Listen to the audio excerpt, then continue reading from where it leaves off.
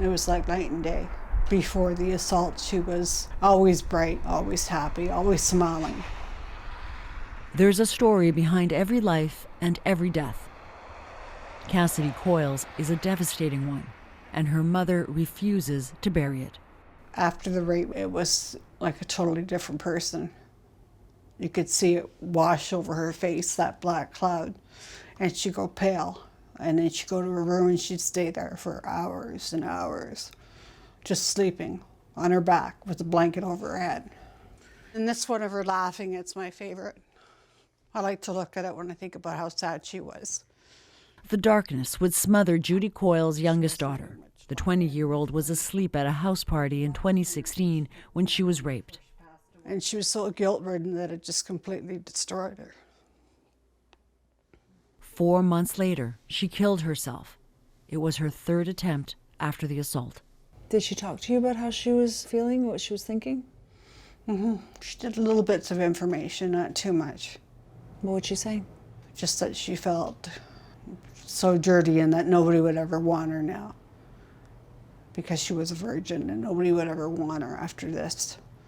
Kassidy's despair speaks to the trauma of sexual violence and to the aftermath. And this is Kassidi swimming. She had connected with a local rape crisis center, only to be told she had to wait 4 months for regular counseling.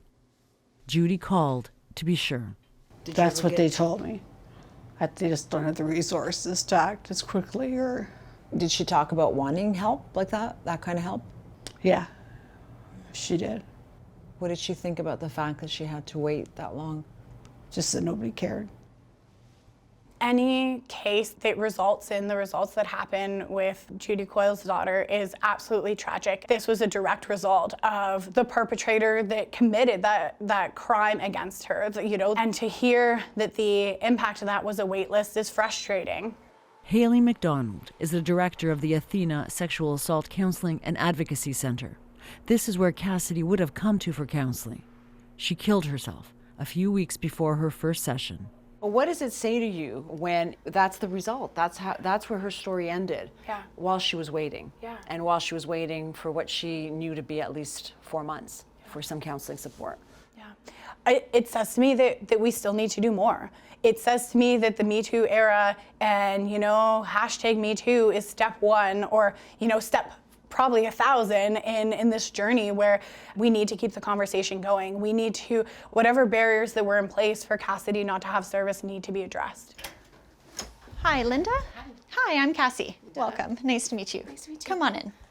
It's a harsh reality. In Canada, the Me Too movement has led to a flood of disclosures, You can have a seat there. straining already exhausted resources. To offer something to people on the wait list, the Athena Center recently introduced a 6-week group class on trauma.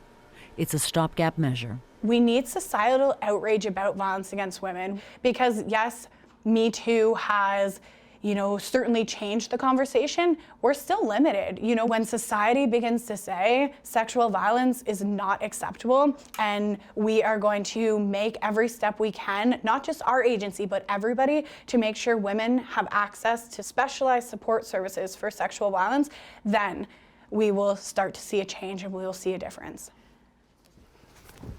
It's our position that no one should ever have to wait for counseling. Nicole Peach is with Ontario's Coalition of Rape Crisis Centres. Her job is to advocate for more resources, now more than ever. The Me Too movement caused a shift in how survivors of sexual violence might have understood their own stories. So beyond that, we have seen an explosion in crisis line calls and increased requests for counseling services at sexual assault centers. Ontario's new Conservative government invested $1 million to reduce wait times. But it's one-time funding, and the money runs out in March. It's barely made a dent. More and more victims of sexual violence are reaching out for services. If we're living in a climate where that's the narrative, that it's important to speak up and tell your story, but when a survivor finally does that and they're not able to access support, it's a contradictory message. It also gives survivors the impression that their stories aren't important or that people don't believe or care. And that is the opposite of what ought to be communicated when someone finally discloses. Kassidi Coyle went to police the night she was assaulted, and in a rare move, her case proceeded to trial after her death. Last year, her attacker was convicted and sentenced to 18 months in prison. For her family, it was a hollow victory. They started an online petition calling for tougher sentences and more support for rape crisis centers. Why do you think it's so important that these centers get more support? It'd be saving lives. Because if they don't have support and the girls don't get counseling, their life's over one way or the other. And you think it would have made a difference for your daughter? Definitely. Why do you think that? Because she was such a bright, shining star, and she was always so happy, always singing badly, loudly, but she'd always see the bright side and everything. So I know that the possibility of turning her around would probably be easier because she already was a happy kid. Losing her daughter, it's a cautionary tale, and Judy says she'll keep telling it so that no one else is left with what she has now, the empty promise of what could have been instead. Joanna Brumeliotis, CBC News, Midland, Ontario.